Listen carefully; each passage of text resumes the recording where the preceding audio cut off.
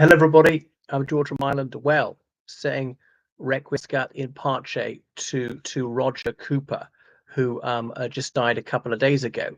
So he was a very colourful and courageous character, best known for being wrongfully imprisoned in Iran on bogus charges of espionage.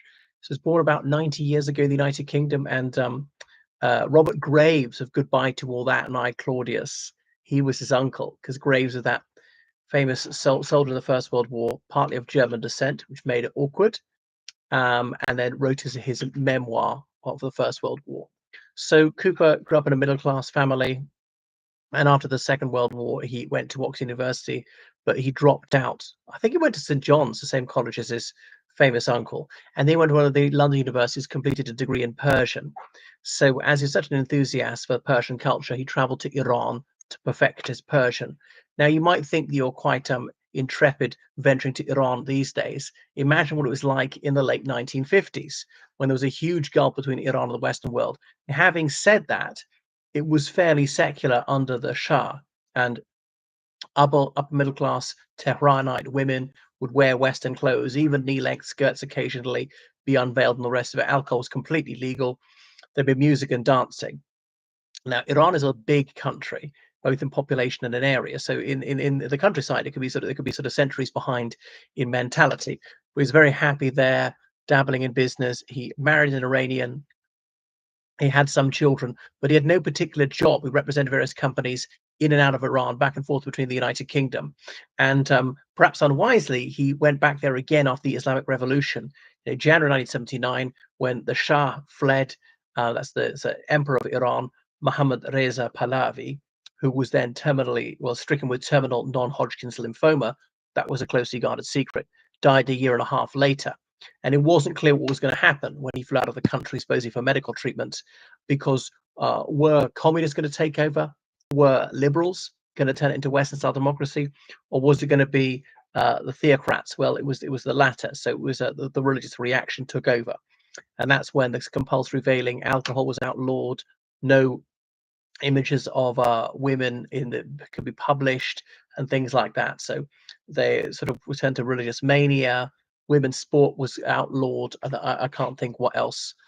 They became ultra hostile to both the United States and the Soviet Union, and soon that war against Iraq commenced. So it became extremely puritanical. So they went back a millennium in just a few months. So an unusual place to choose to be, even if you're an enthusiast for the Persian language, of which he had absolute mastery. So he had no particular job, which obviously aroused the suspicions of Iranian intelligence. So he was wrote how he was farcically apprehended in 1985, when they jumped into his car, wanted to blindfold him, and then the boss of this operation harangued his subordinate for having forgotten the blindfold. They didn't know that part of Tehran very well, so Roger Cooper was able to advise them where to find something that functioned as a blindfold.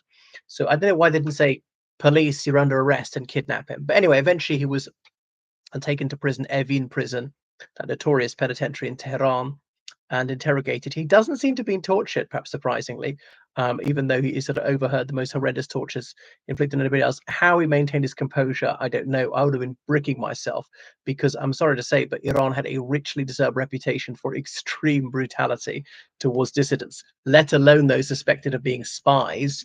The United States was the great Satan in their view. The United Kingdom was the little Satan, remembering obviously the USA and the United Kingdom had engineered the overthrow of Mohammad Mossadegh in about 1952, the reform-minded prime minister who was a secularist who wanted to nationalize the Anglo-Persian petroleum company so that more of the money would stay in the country. So and so even Iranian liberals find it very difficult to forgive the United Kingdom for that. Had it not been for that, Iran might have been a different trajectory, would have been a constitutional monarchy. A lot of the upheaval and grief might have been avoided. This is in the midst of the Iran-Iraq war in the 1980s. The United Kingdom and most of the Western world was indeed selling arms to Iraq, because they saw that the Ba'athists under Iraq were not as dangerous to the rest of the world as the Islamic Republic of Iran, wanting to export its revolution to take over Iraq, as they would see it, to liberate the oppressed Shia majority, and maybe Bahrain, which has also got a Shia majority, maybe even the eastern province of Saudi Arabia, which has also got a Shia majority, and most of the oil, and so on, link up with Syria, ruled by a secular Shia minority, and so forth. So selling weapons to Iraq. So it was foolhardy at best of him to stay in Iran. But yeah, and so the Iranians couldn't think, well, how are you here? You're doing what in particular? But I suppose you could show them his bank accounts and how he was making his money. It's very, very easy to monitor his communications. But obviously paranoia set in. They were taking no chances. Put on trial, and then he wasn't informed of the sentence for some time. The prison governor comes along and courteously tells him that he's been awarded the death sentence plus 10 years. So well, how does that work? And the governor says, we'll probably detain you for 10 years and execute you.